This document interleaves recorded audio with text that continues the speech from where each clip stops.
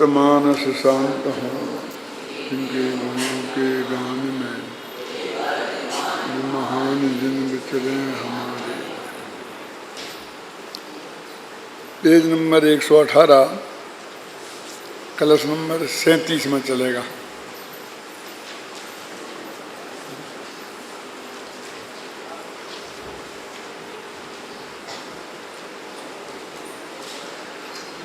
वर्णाद्या वा रागमोहादयो वा भिन्ना भावा सर्वे एवांश पुंसः तेनैवान्तः तत्त्वतः पश्यतोमि नो दृष्टा स्युः दृष्टमेकं परम स्यात्। वर्णादिक रागादि सब हैं आत्म से भिन्न, अंतर्दृष्टि देखिए दिखे एक चैतन्य। 29 प्रकार के भावों की जो चर्चा विस्तार से विगत गाथाओं में हुई थी, उनको यहाँ आचार्य अमृतचंद ने स्वयं 2 भागों में विभाजित कर दिया। एक वर्णादि में 20 लिए और रागादि में 9, और दोनों प्रकार के ये भाव इस भगवान आत्मा से भिन्न ही है। वर्णाद्या वा राग मोहादयो वा सर्वे भावा भिन्न एवास्य पुंसः, ये सभी भाव भगवान आत्मा से भिन्न ही हैं।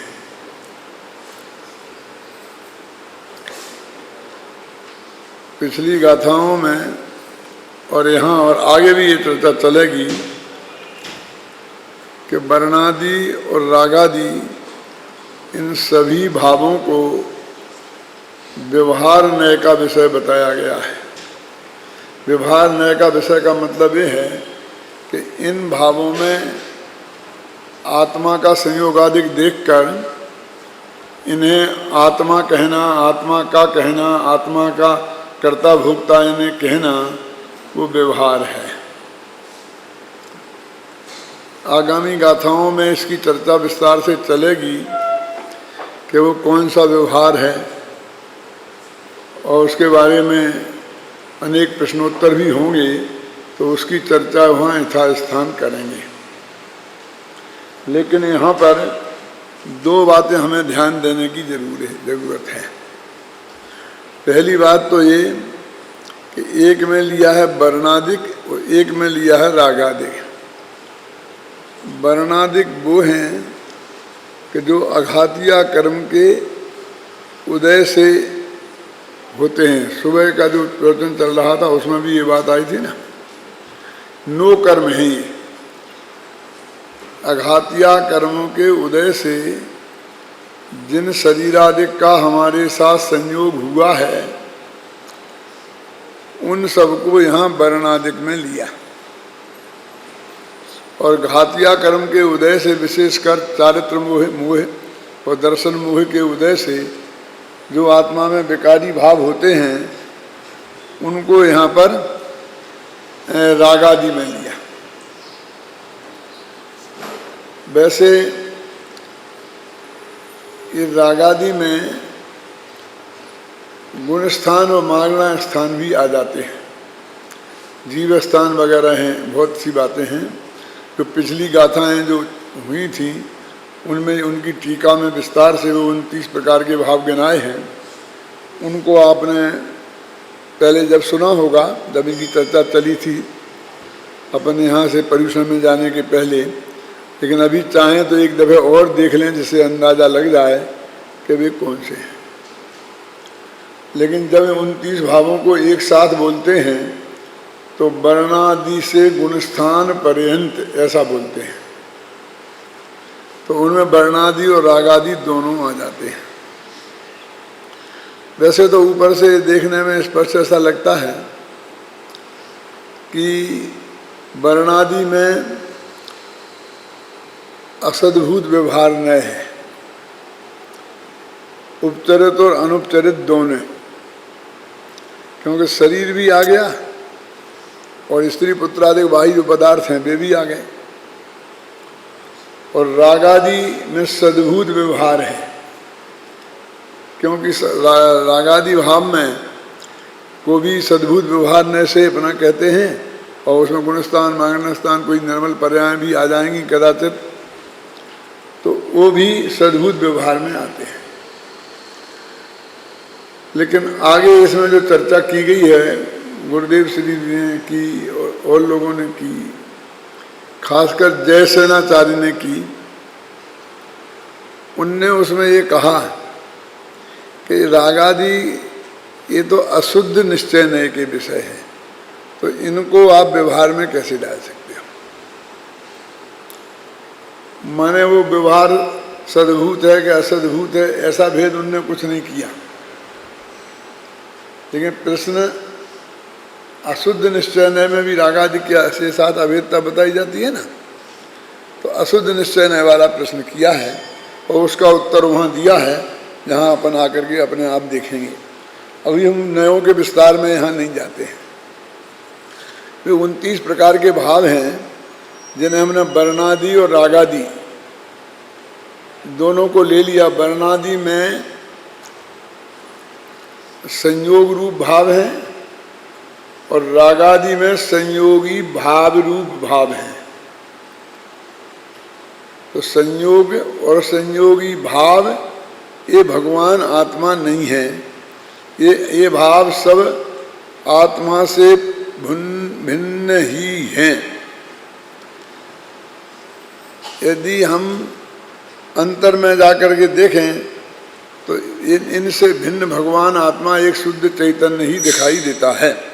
तो हिंदी में दोहा में बहुत संक्षेप में ये बात कह दी है कि वर्णादिक रागादि है सब हैं आत्म से भिन्न, अंतर्दृष्टि देखिए तो दिखे एक चैतन्य।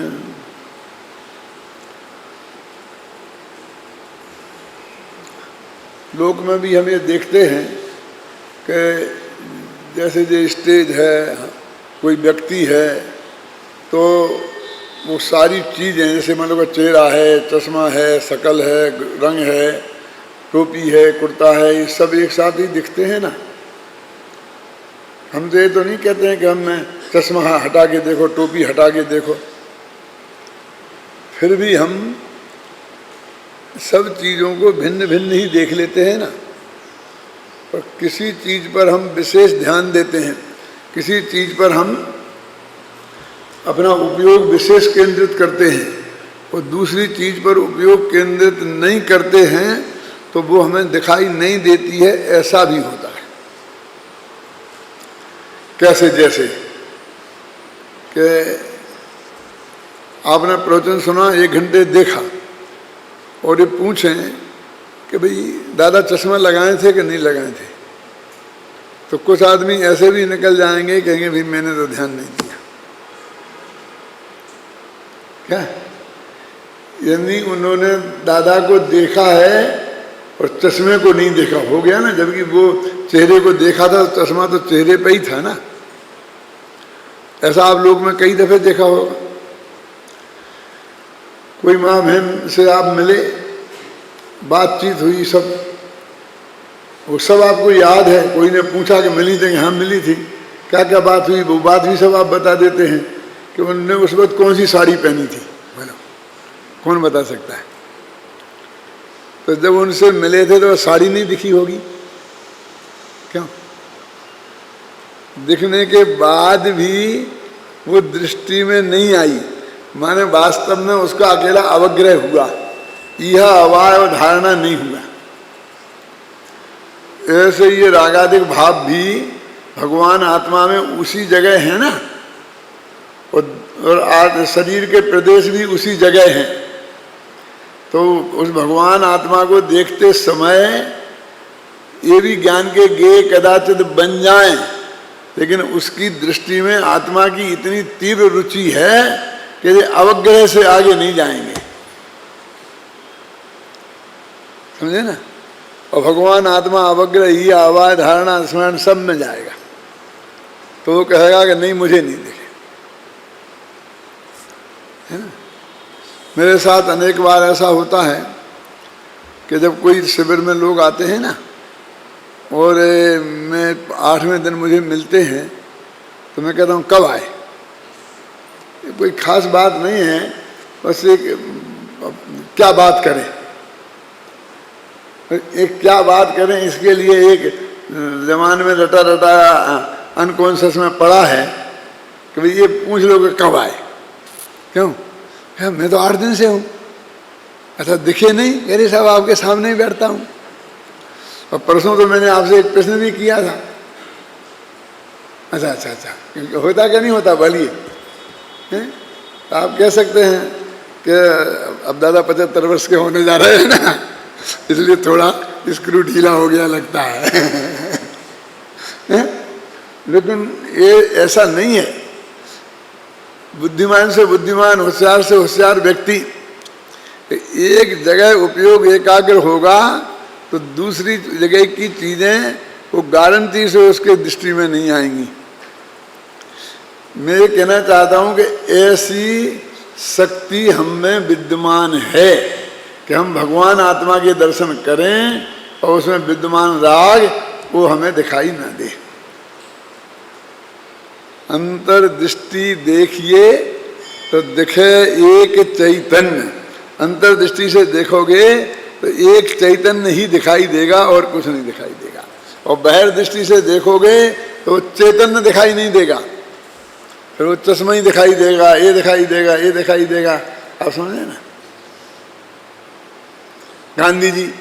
गांधी जी आपके बोलते ही एक घुटी चांद, चेहरे पर एक चश्मा लगा हुआ, चदरा ओढ़े, ये ऐसा समझ में नहीं आता। अभी गांधी जी की फोटो बनाओ तो फटाफट आप बना देंगे ना, जो चित्रकार होंगे 1 मिनट में। क्यों? अब गांधी जी का आत्मा, उनके सिद्धांत, उनका जीवनचर्या, वो कैसे थे, उनका कैरेक्टर, ये कुछ हमारे ध्यान में नहीं आता। तो बहिर्दृष्टि वालों को वही दिखाई देता है और अंतर्दृष्टि वालों को ये दिखाई देता है। इसी छंद का जो दोहा में ही मैंने अनुवाद किया है और इसी छंद का दोहे में ही बनारसी दास जी ने भी अनुवाद किया है।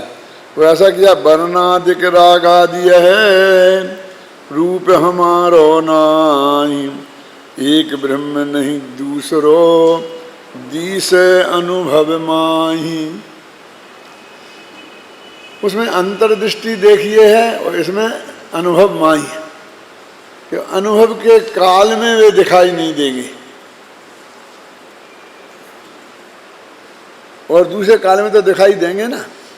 और अंतर्दृष्टि देखिए तो दोनों अनुवादों में मैं ये नहीं तुलना नहीं करना चाहता हूँ और ना मैं ये कहना चाहता हूँ, लेकिन दोनों में देखें मूल श्लोक तो उसमें हम अंतर्दृष्टि देखिए ये ज़्यादा उपयुक्त है कि अनुभव माही, ये ज़्यादा उपयुक्त है। विचार करके देखो श्लोक के अनुसार। तेनैवान्ता तत्वतः पश्यतोमि, तत्वतः अंतः पश्यतोमि, है ना।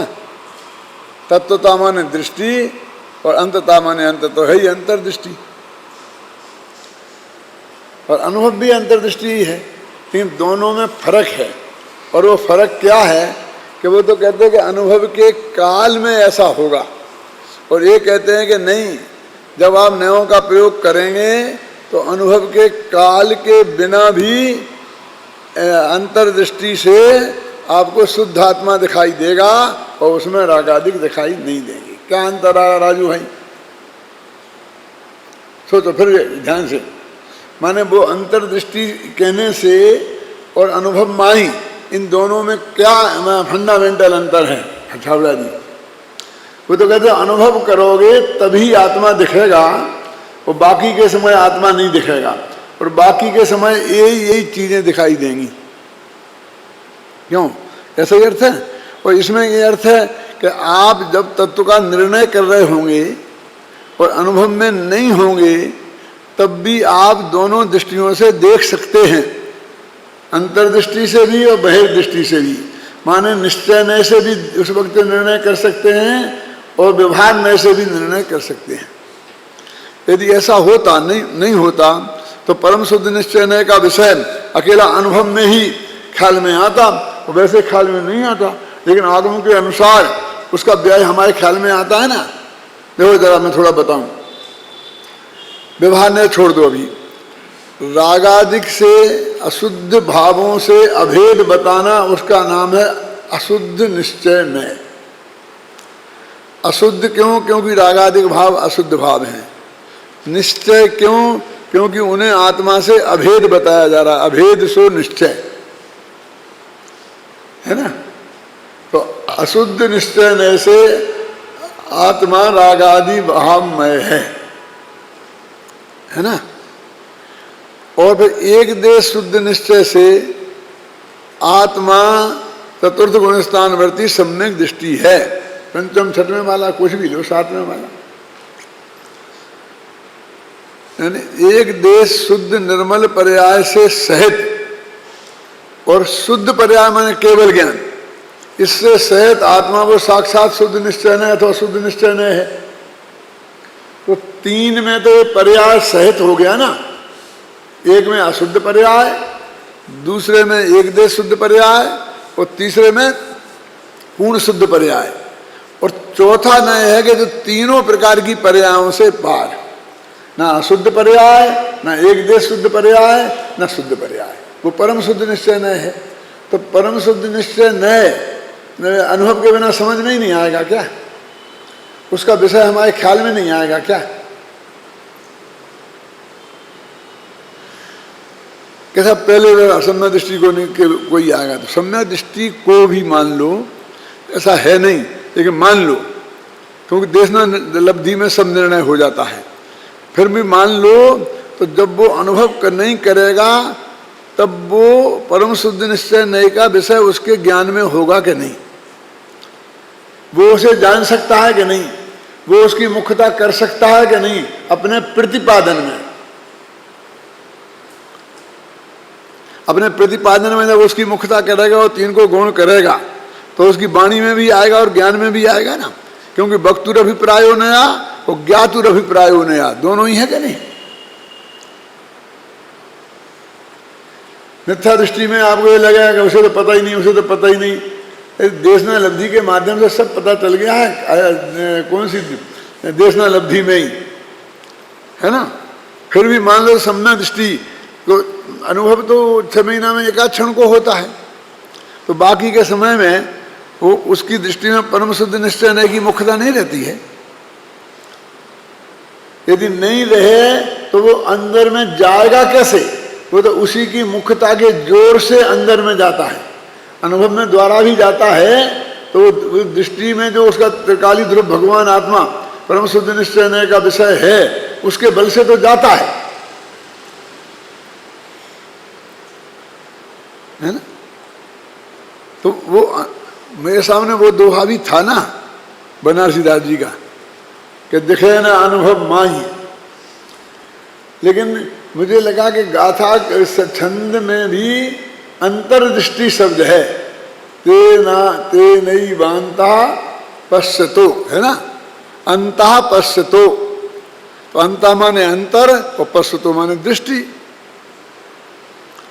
तो अंतर्दृष्टि देखिए, दिखे एक चैतन्य, माने अभी आपका अनुभव का काल नहीं हो तो आप परम शुद्ध निश्चय नय के विषय को मुख्य करें, परम भावग्राही शुद्ध द्रव्यार्थिक नय के विषय को मुख्य करें, तो अकेला वो ही दिखेगा और बाकी कुछ नहीं दिखेगा। मैं थोड़े इसे और थोड़ा शार्प करने के लिए आगे उदाहरण को बढ़ाता हूँ, लेकिन उसकी मर्यादा कायम रखने के लिए ये कहता हूँ कि आप अपने लड़के के लिए लड़की देखने गए। मैं ये भी कह सकता था कि आप स्वयं के लिए लड़की देखने गए, ख्याल में है ना।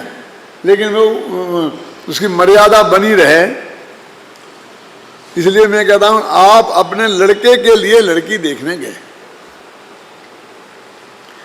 और लड़की सज धज के बढ़िया साड़ी में पहनकर गहने से लदी हुई आई आपके सामने, आपने बातचीत की, देखी सब।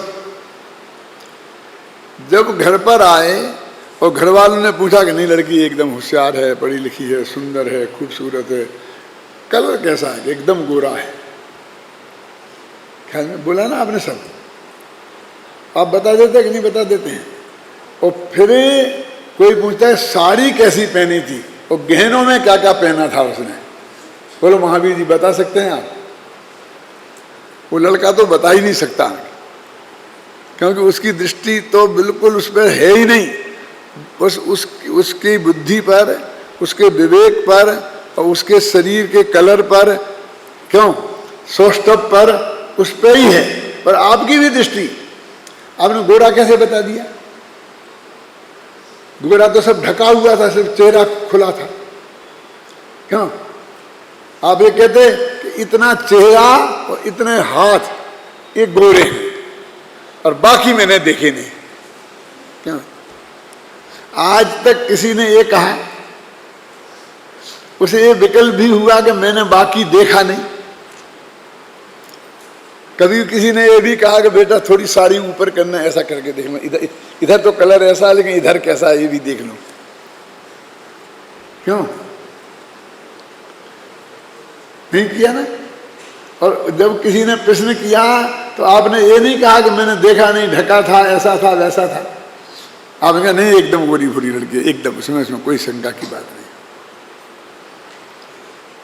और साड़ी का पता नहीं और गहनों का पता नहीं, दिखाई तो वे भी दिए होंगे कि नहीं? तो उसको हो गए बोले, इसको हम अंतर्दृष्टि कह सकते हैं कि वहां भी आपने अंतर्दृष्टि का प्रयोग किया ना, कि साड़ी माड़ी का क्या है, तो बदल जाएगी कि साड़ी से थोड़ी शादी करनी है, गहनों से थोड़ी शादी करनी है। क्यों ये तो हम चाहे जितने बदल देंगे, इसमें क्या है, इसका क्या देखना? अच्छा बाल काले थे क्या सफेद? एकदम एकदम काले बाल देखे क्या? हाँ देखे। क्यों? और गहना नहीं देखा। आप समझे? तो ये कहने का मतलब ये है कि आप इसके मास्टर हैं, काहे के कि जो देखना चाहें वो देखें और जो नहीं देखना चाहें वो नहीं देखें। ये ताकत आप में है। साड़ी के भीतर लड़की कैसी है इसके लिए साड़ी उतरवाने की जरूरत नहीं है, आपकी भेदक दृष्टि देख सकती है। साड़ी को नहीं देखे और लड़की को देख ले कि हाँ ऐसे ही देह में आत्मा है, आत्मा में राग देश के परिणाम हैं, वर्णादि और राग आदि के बीच में भगवान आत्मा है। लेकिन अंतर्दृष्टि तुम्हारे पास एक ऐसी दृष्टि है कि ये दोनों ही नहीं दिखें और तुम्हें भगवान आत्मा दिखाई दे रहा है। क्या कि भिन्न है कि हाँ भिन्न है? अब क्या अभिन्न भी है? ये आकाश के एक क्षेत्र में दोनों हैं और इतनी अभिन्नता है राग आदि की तो जाने दो, देह से भी कि जन्म से लेकर मृत्यु तक एक समय को भी अलग नहीं होंगे। जहां आत्मा के प्रदेश रहेंगे वहीं पर देह भी रहेगी। अब तुम ध्यान करोगे कि नहीं करोगे? देह में रहते हुए और देह से भिन्न आत्मा का ध्यान करोगे ना, कर लोगे ना, कर सकते हैं ना, तभी तो उपदेश दिया है कि करो। है? अभी देखो ना हमने उल्टा करके कि देह में वहां आत्मा के प्रदेश भी है ना, और हमने आत्मा को पे दृष्टि नहीं दी और देह पे दृष्टि दी, तो देह दिखती है और आत्मा नहीं दिखती है। अब उसी लड़की के उदाहरण को थोड़ा और बढ़ाएं कि तुमने साड़ी तो नहीं देखी, ठीक है, गहने तो नहीं देखे, लेकिन उसका नेचर कैसा है बोला है? 2 मिनट में क्या देखा जा सकता है? वो तो कहते आदमी जाने बसे और सोना जाने कसे। 10-20 दिन साथ में रहें, उठें बैठें देखें तो वो नेचर देखने में आए। क्यों? एक लिमिटेड समय तो बिल्कुल आर्टिफिशियल बना के रखता है ना कि वो झगड़ालू है, तो आकर के हम उसे देखने गए थे तो हमसे आके झगड़ती बा कैसे देखते हो झगड़ा है? तो झगड़ालू से झगड़ालू आदमी बहुत सौम्य और शांत बन के ही आएगा ना। और महीने भर तक रहें और उसे पता रहे कि ये मुझे देखने आए हैं, इनकी निगाह 24 घंटा मेरे को देखने में है, तो महीने भर तक भी वो आर्टिफिशियल रह सकती है कि नहीं रह सकती है? वो ओरिजिनलिटी पे नहीं आएगी। क्यों? और जब उस आपका समय कुछ लेना देना नहीं है आपको उससे, और उससे आपको, तो वो ओरिजिनलिटी पे आएगी, तब आपको पता चलेगा।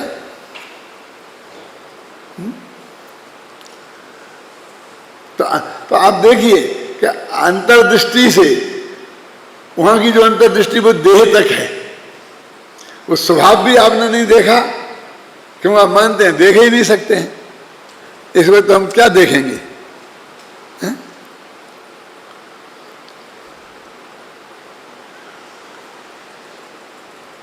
कि उसने चाय बना के लाई थी और वो चाय आपने पी और बिल्कुल फीकी थी, तो आपने कुछ नहीं कहा। वो कह भी देते कि बेटा क्या तुम्हारे यहाँ चीनी नहीं है, कि बहुत ज़्यादा महंगी हो गई चीनी का भाव, क्या है? थोड़ी चीनी ज़्यादा नहीं डाल सकती थी? यदि ऐसा कह भी देते तो वो बेचारी कोई जवाब देती कि नीची गर्दन करके रह जाती कि मैं ले आती हूँ, हमारे यहाँ कम पीते हैं लोग इसलिए मैंने कम डाली है, आप ऊपर से डाल दीजिए, यही तो कहेगी कि नहीं? लेकिन जब वही घर में आ जाएगी और जब तुम्हें बना के देगी और कोई और होगा नहीं और तुम दोनों पति पत्नी होगे, और तब तुम कहोगे कि चीनी कम, कल से अपने हाथ से बना लिया करे। क्यों? कि हमने तो वहां भी कहा था कि चाय ठीक नहीं है, चीनी कम है, तब तो तूने ऐसा कुछ नहीं कहा। क्यों? कि ठीक है चाय आप बना के पी लिया करना घर में। उसने तो नहीं कहा ना। और आज क्यों कह रहे कि आज वो ओरिजिनल है और उस दिन वो ओरिजिनल नहीं थी, उस दिन वो नाटक की स्टेज पे अभिनय कर रही थी। क्यों है? और अब ओरिजिनलिटी पे आ गई है, समझ गए ना? तो ये कैसे देख सकते हो आप? तो मेरे कहने का मतलब आपकी दृष्टि भेदक है, जिसको देखना चाहती है उसको देख सकती है, और उसी समय वहीं दूसरी अनेक चीजें हों, फिर भी आप नहीं देखना चाहें तो नहीं देखें, ऐसा हो सकता है। कि सब ये सामने है, ज्ञान है तो ज्ञान में तो आएगा, आंख से तो दिखाई देगा ही, आवाजें आएंगी तो कान से तो सुनाई देगी। हाँ, कान में आवाजें पड़ेंगी ये सही है, आंख में उसका प्रतिबिंब पड़ेगा ये भी सही है, यानी मैं से बोलता हूँ अवग्रह तक होगा ये सही है, लेकिन आगे का स्टेप क्या है? ईहा की परिभाषा क्या है? पढ़ाई तो होगी तुम्हें। अवग्रह के जाने हुए पदार्थ में विशेष जानने का प्रयत्न, उसका नाम है ईहा। जो अवग्रह से जानने में आया ना, दर्शन को मन सामान्य अलोकन हो गया, फिर अवग्रह हो गया। अब तुम्हें उसके बारे में विशेष जानने की जिज्ञासा हो और तुम प्रयत्न करो तो आगे का ईहा आवाज धारणा ये होंगी, अन्यथा नहीं होंगी। तो आपने उस दिशा में प्रयत्न नहीं किया, समझे ना? आत्मा को जानना आपकी दृष्टि थी, इसलिए वो अवग्रह होकर रह गया। अवग्रह होता है अकेला तो वो स्मृति में नहीं रहता है, तो बाद में आप कह सकते हैं कि मुझे कुछ पता नहीं, मैंने नहीं देखा। साहब होते कि नहीं होते? और लोक में भी आप ऐसा ही प्रयोग करते हैं कि साहब हमने, वैसे तो हमारे पड़ोस में ही रहती है, रोजाना ही देखते हैं लड़की को, लेकिन अब इस दृष्टि से नहीं देखा। क्या कि वो आपके घर लायक है कि नहीं है, हमने ये अब देखेंगे, सोच के फिर बताएंगे। क्यों? तो जो आपकी दृष्टि में देखना आप जानते हैं ना, वो ये भी जानते हैं किस दृष्टि से देखा, किस दृष्टि से नहीं देखा। तो हर एक को इस दृष्टि से क्यों नहीं देख लेते? आप देख ले एक दफे, क्या हम कोई फालतू हैं कि सारी दुनिया को इस दृष्टि से देख लें? जो लड़की देखें वो घर में निभेगी कि नहीं निभेगी, सास से तो नहीं लड़ेगी, नहीं लड़ेगी, हम सारे झगड़ा हम कहाँ निपटाएं, हम कहाँ देखते फिरें, हमें क्या लेना देना है? क्यों? इसलिए कहते हैं जो त्रिकाली ध्रुव भगवान आत्मा है उसको अनुभव के काल में भी अंतर्दृष्टि से देखा जा सकता है, और अंतर्दृष्टि परम शुद्ध निश्चय नय को भी बोलते हैं, परम भावग्राही शुद्ध द्रव्यावसर नय को भी बोलते हैं। तो विकल्पात्मक काल में भी उस दृष्टि से देखा जा सकता है। वो जो अनुभव के काल में तो जो आपने विकल्प के काल में देखा उसको का रिकॉग्नाइजेशन होता है। ये रिकॉग्नाइजेशन को हिंदी में क्या बोलेंगे? है कोई अच्छा शब्द? क्या? मान्यता प्रदान, ऐसा शब्द करेंगे? ये तो मजा नहीं आया। हम कहेंगे कि रिकॉग्नाइज किया, आपने रिकॉग्नाइज किया। रिकॉग्नाइज किया का मतलब क्या? सही शब्द क्या होना चाहिए?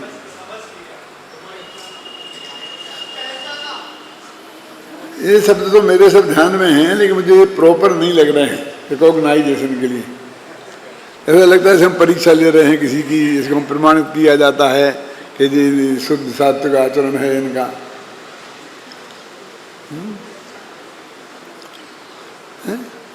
खैर देखने बाद में कोई बात नहीं, डिक्शनरी में देख के बताना। हाँ, तो अपनी बातें चल रही थी। देखिए, यद्यपि 119 पेज पे, यद्यपि यहाँ वर्णादि से लेकर गुणस्थान पर्यंत सभी 29 प्रकार के भावों को पौद्गलिक कहा गया है। ये कहीं गलत जगह तो नहीं पढ़ रहे अपन? ठीक है, पौद्गलिक कहा गया है, तथापि उन्हें स्पष्ट रूप से दो भागों में विभाजित किया जा सकता है। एक तो वे जो स्पष्ट रूप से पुद्गल हैं, जिनमें वर्ण रस गंध और स्पर्श पाए जाते हैं, और दूसरे वे औपाधिक भाव जो पुद्गल कर्म के उदय से आत्मा में उत्पन्न होते हैं, है ना। यानी स्पर्श रस गंध वर्ण बनता पुद्गला आता ना। तो एक तो वो, अब रागादिक में आप स्पर्श रस गंध देखेंगे तो नहीं मिलेंगे, तो इनको पुद्गल क्यों कह रहे हैं? कि पुद्गल कर्म के उदय के निमित्त से हुए इसलिए। तो है नहीं है, इनमें वर्णाधिक नहीं है, ये पुद्गल नहीं है। पुद्गल कर्म का उदय निमित्त है। देखो यहाँ निमित्त की मुख्यता कर दी। हर जगह तो अपन उपादान की मुख्यता करते हैं, लेकिन यहाँ पर के खाते में डालना ना, अपने यहाँ नहीं रखना, उसे पुद्गल में रखना है। पुद्गल में रखना है तो अपन ने कह दिया, उस निमित्त की मुख्यता से उसे पुद्गल का कह दिया। और लोक में निमित्त की मुख्यता से, जिसमें निमित्त जो निमित्त है मुख्यता से ही कथन होता है। शायद मैंने कभी एक आध दफे आपको बताया होगा कि जब रामचंद्र जी कौशल्या के पास गए कि माँ, मुझे पिताजी ने वनवास दिया है, इसलिए मैं वन में जा रहा हूँ और तुम यहीं शांति से रहना। अहम गमस्यामि महावनम। तो कौशल्या ने वहाँ जवाब दिया वाल्मीकि रामायण में कि दशरथात मयि जाता, कि हे दशरथ से के निमित्त से मुझ में उत्पन्न हुए राम। दशरथात मयि जाता, मयि माने सप्तमी का एक वचन, मुझ में पैदा हुए, और दशरथात में दशरथ के निमित्त से। तो दशरथ रघुवंशी थे ना, कौशल्या तो रघुवंशी नहीं थी। तो राम रघुवंशी थे कि कौशल्या के वंश के थे?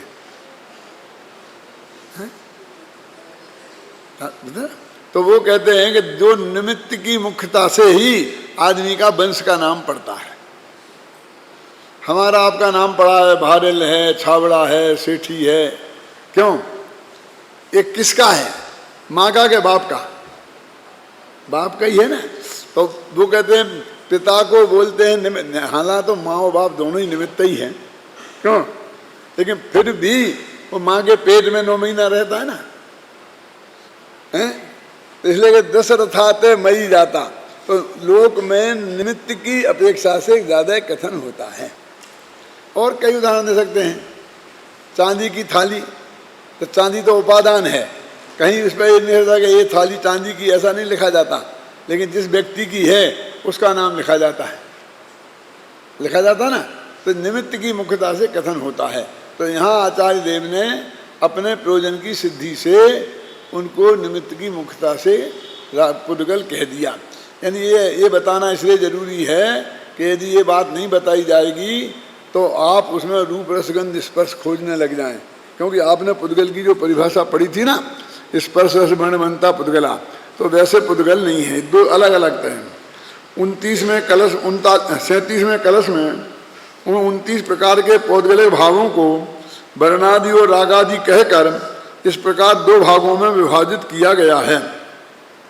वर्णादि से लेकर गुणस्थान पर्यंत जो 29 प्रकार के भाव कहे हैं वे जीव नहीं हैं, ऐसा आप बार बार कह रहे हैं, परंतु सिद्धांत ग्रंथों में तो इन्हें जीव का बताया गया है। तत्वार सूत्र के दूसरे अध्याय के पहले सूत्र में औदयक भावों को जीव का स्वतत्व कहा है।